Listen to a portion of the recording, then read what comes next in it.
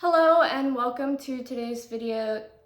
In today's video, I am going to be talking about the results of my loop recorder and what's been going on with that, like my cardiac health and everything. My name's Olivia. I was born with a rare genetic condition. We're never losing the battle. My suffering does not define me. With every battle I face, I am made stronger through faith. And free. So back in August of 2024, I had a loop recorder placed in order to determine the best route of treatment. In some previous heart monitors, they have found non-sustained ventricular tachycardia, and there has been a time when my heart was in SVT and they could not get it out of SVT and had to do a few rounds of adenosine in order to restart my heart. I had a follow-up visit with my cardiologist to discuss the results of my loop recorder. When I went into that appointment, she didn't do a device check. I had to schedule that. Those are separate. That's like done at the pacemaker clinic, and then normal appointments are just done in office, which I don't know why they call it the pacemaker clinic. Really, it's done in the same office, just in different rooms. Since it wasn't a device check, all she was really able to do was check the current reports from the third-party company that were sent over to the office. In this appointment, I explained something concerning that had happened throughout my time having this implanted cardiac device. Something very new, and I wanted her to check the reports to see if there was anything that had happened on the day that this event had occurred.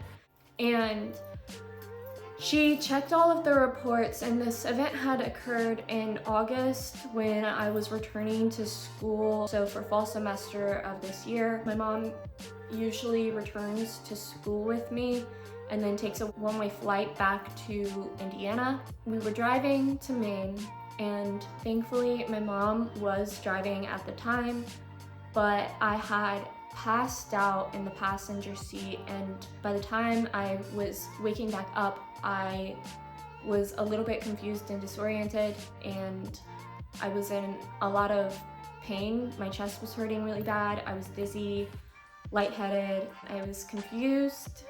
Then I started to realize what had just happened, and I was like, oh my gosh, I just passed out. Like, I didn't even get any kind of symptoms prior to passing out, which is very unusual for me. I don't typically pass out sitting down. That's very, very unusual for me. And when it has happened in the past, it's because I've been in an arrhythmia, not because of my POTS. So the arrhythmia is like totally separate from the POTS, and POTS could be like kind of like neurological and cardiac. Like, it's not just one thing, it's kind of a complex condition. For me to just be sitting there in the passenger seat and pass out really scared me, especially because after that had happened, I have continually had these reoccurring thoughts of, oh my gosh, I passed out of the blue without any symptoms beforehand, and I could have been the one driving. And that to me was a very scary thought. It was something that I didn't really like to think about because of how scary it was for me. So I kind of just kept pushing that thought to the back of my mind because I didn't want to acknowledge that there was this risk. Once my appointment finally came up, I decided it was time to talk about it. I told my cardiologist exactly what had happened, and she checked the reports and she found out that my heart was in SVT when that event had occurred, and my heart has been going into SVT every few months. This definitely came as a really big surprise because on my previous monitors, I had the NSVT, the non-sustained ventricular tachycardia, but I didn't really have any reoccurring episodes of supraventricular tachycardia, which is the SVT. So my cardiologist told me that we actually can get rid of it, which is really good news because I was like, oh my gosh, thank God I'm not gonna have to constantly worry about going into SVT while driving, because that to me is the scariest part about finding this out. Is, well, even just before finding it out, like after that had happened over the summer, it's just been a really big concern of mine that that could happen at any point in time. But it was really good news to find out that there was a fix for it.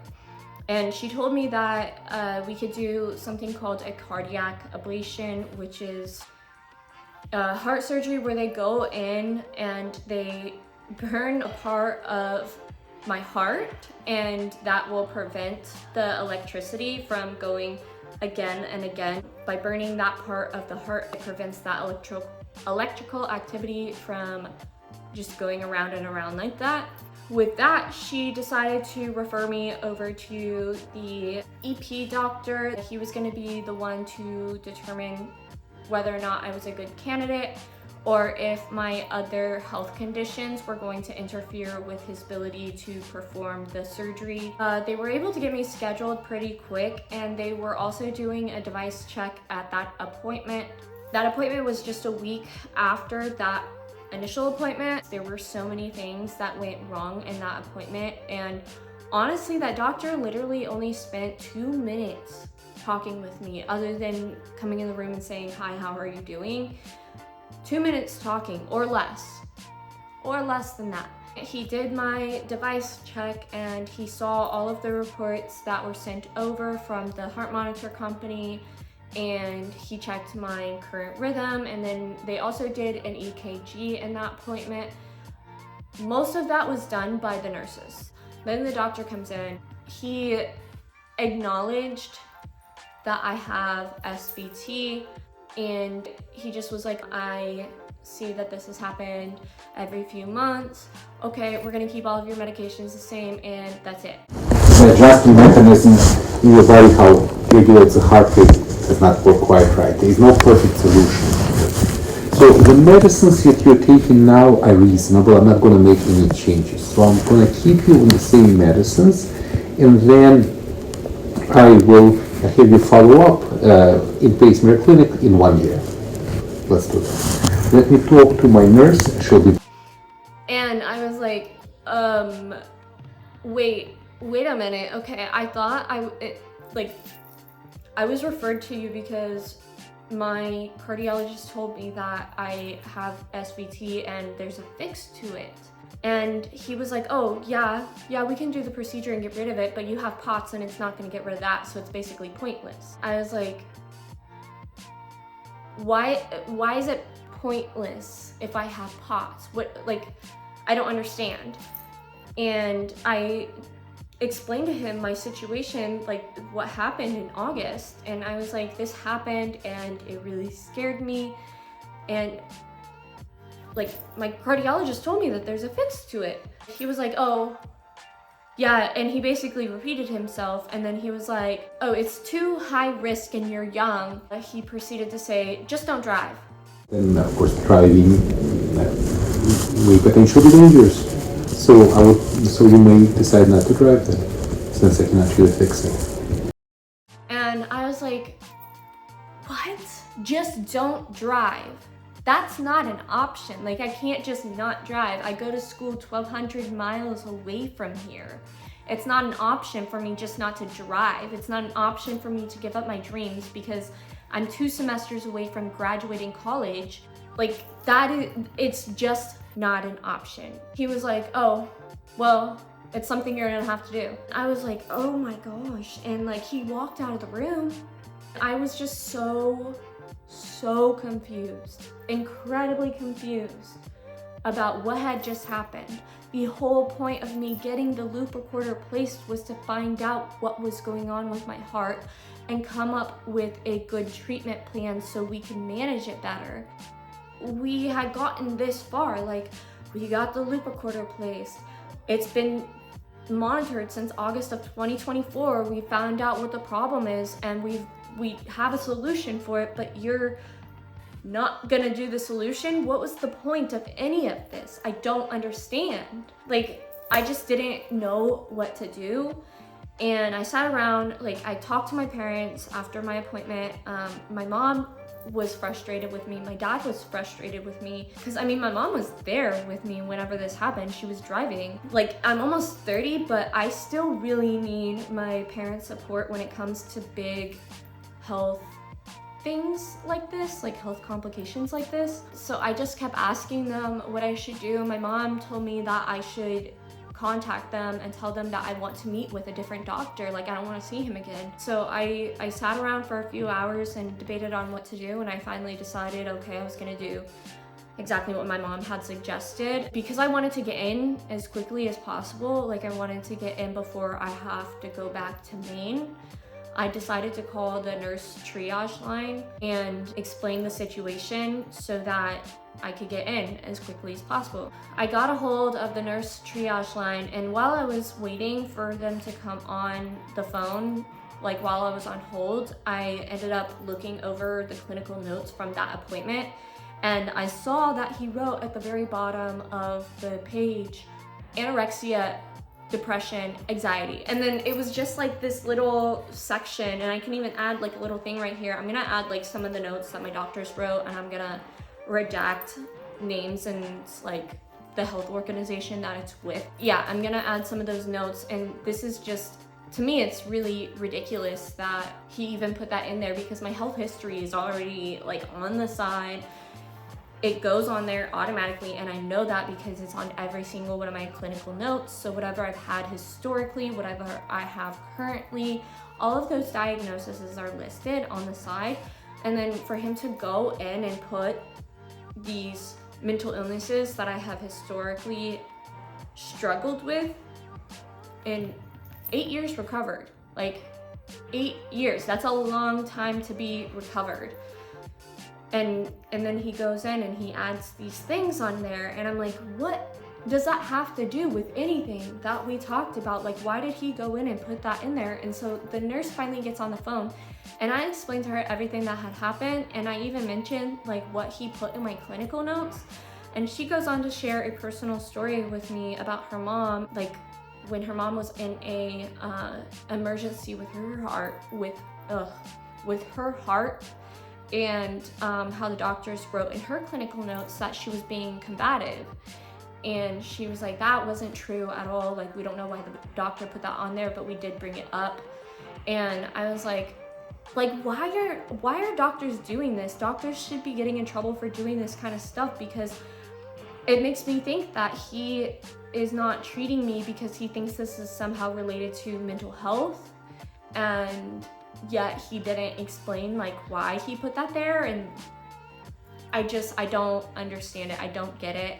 My cardiologist didn't put that anywhere in my notes. She put all of the conditions that were relevant to what we were talking about, but she didn't go in and add conditions that I've historically struggled with. Like, I just don't understand it. That nurse was extremely understanding, and she actually told me that the doctor that I saw did not have good bedside manner, and she recommended a different one. She actually put me on hold again just so that she could contact, I don't know who she contacted, but I think she contacted the doctor that she was trying to get a hold of. She got a hold of somebody, and then she came back on the phone and she said, okay, I was able to actually get you in before you leave.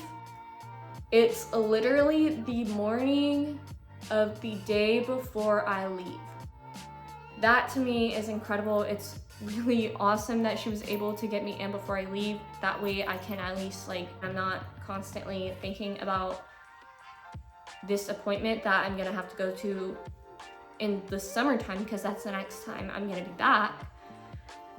I can just get the appointment over with and not have to think about it anymore. So I go see that doctor on Thursday, but while I still had her on the phone, I was like, actually, can you do one more thing for me? Like, I don't know if you're able to do this or what I should do about this, but like, I want to report that doctor.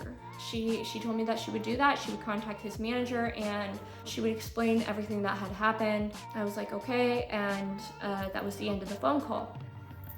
Okay, then the next morning I get a message from the doctor's manager, and she is asking me what the problem is. There was also some false information in my thing saying that my POTS diagnosis wasn't documented, even though I got my tilt table testing done at that exact same office by a doctor that worked in that office. He's now retired, but like, my doctor worked in that office. I got my testing done in that office, so I didn't understand like what was going on. But I explained to her that situation. I explained to her everything else that had gone on in that appointment, and we messaged back and forth, and she was more frustrating than the doctor himself, because she threatened to make me surrender my license for having my arrhythmia rather than treating the condition. She said, oh, well, yeah, lots of people have to surrender their license and it can be devastating. I'm like, this doesn't make sense. Please tell me why my cardiologist brought up the fact that we can fix my condition and why it is dangerous for me to go on with this condition untreated, and how it can, like, y'all are telling me that my life is gonna be altered. Like, I'm gonna have to surrender my driver's license. I'm gonna have to give up my dreams. That doesn't make any sense when you could so easily fix it. And my cardiologist also told me that the cardiac ablation is very low risk, yet the risk of me not getting it could be crashing and dying, or surrendering my license and giving up my dreams that I've worked extremely hard at. Like, I've put all of my life's work into what I'm doing right now, pursuing my degree, and I have a passion for doing modifications to my Jeep, and that might seem silly to some people, but it's what I'm passionate about. It's a hobby of mine. It's something that I enjoy and I love, and I spend a lot of time and energy doing those things. Spent all my life's work going to school and making this happen. My parents have supported me all the way through, and I go to tell my parents because I am at a loss of like what I should do. She threatened to cancel my appointment with my new doctor that the nurse had scheduled for me, and I was like, whoa. You cannot cancel that appointment unless you're gonna transfer all of my records for me to a different place, like a totally different health organization. Like, that doesn't make any sense, because all of my medical records are within this health organization. Like, I see all of my specialists through this health organization, so that it's very easy for doctors to communicate with one another. Like, my entire treatment team is there. Why are you telling me that then I can't see a different doctor? Like, I have to see this doctor that I did not like. I cannot get a second opinion within the same health organization. Are you wanting to send my records over? Because I have a legal right to obtain a second opinion. Whether or not that's with that health organization or another health organization, I have a right to seek a second opinion. Like, I don't have to see that doctor. And she proceeded to tell me that, okay, you're right, you have a right to see, like, to get a second opinion. It's not usually done within the same health organization, but I'm gonna keep your appointment. And then I told my parents about all of this. My parents were getting actually very upset with me, and then I asked my mom if she could go to my appointment with me, and she said yes. But I then decided I actually want my dad to go with me because he has better medical knowledge than my mom, and I don't think she'll really understand everything that's going on in the appointment. And my dad can kind of follow along with like my clinical notes and stuff like that, so I know that he'll be able to understand what's going on in the appointment. My dad is going with me to my appointment to get things sorted out, and hopefully this other appointment goes very well. But what is wrong with doctors? Like, what is wrong with that health organization, or more so like the cardiology department? Like, that's really messed up to threaten to make me surrender my license. I can't comprehend what is going on in their heads. I don't know. I don't understand it, but I don't have to. There is going to be an update coming as soon as I get done with that appointment, so I can explain what goes on in that appointment. I'm really hoping that appointment goes well. Anyway, If y'all enjoyed this video, then please hit that thumbs up button. And if you're not yet subscribed and you enjoy my videos, then hit that subscribe button. And if you would like to receive notifications whenever I upload new videos, like the new update that's coming with my appointment, then hit that bell notification sign. Thank you for watching. I love y'all. Bye.